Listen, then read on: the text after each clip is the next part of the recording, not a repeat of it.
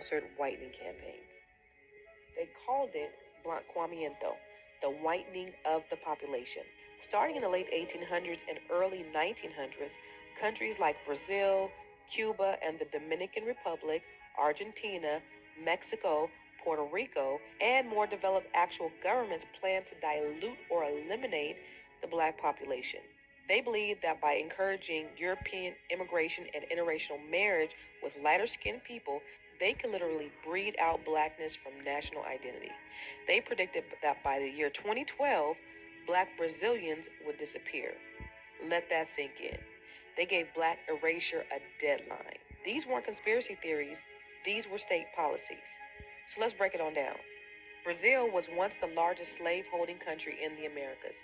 After slavery was abolished in 1888, the government paid European immigrants to settle and intermarry to improve the race.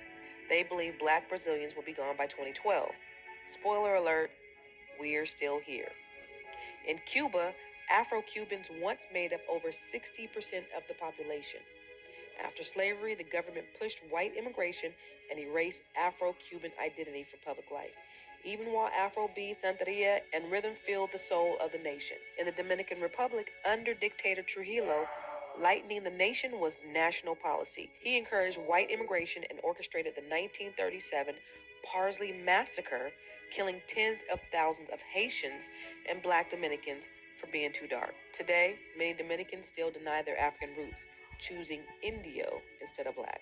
In Argentina, black Argentinians were erased from the census, literally.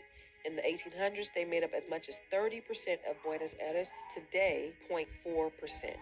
The government drafted black men disproportionately into wars, allowed disease to spread in black communities, and removed them from history. In Puerto Rico, black Puerto Ricans once made up over half the island. Now, just 12% identify as black. Centuries of whitening campaigns taught families to marry lighter to get better. Colorism became normalized. Afro-Boricuas are still erased in media and politics. Mexico, home to Afro-Mexicans for centuries, yet didn't acknowledge them until 2015.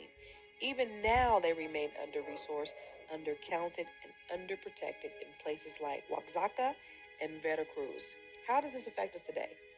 This war on blackness became generational trauma.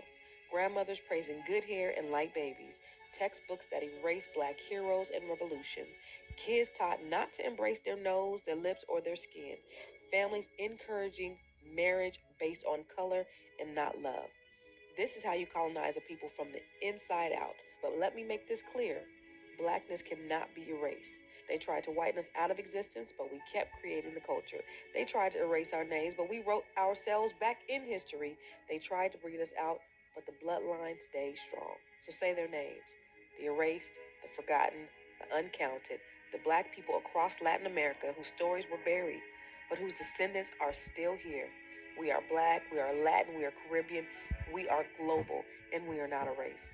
Now drop a black fist in the comments and share this with someone who needs to hear this Black History gem.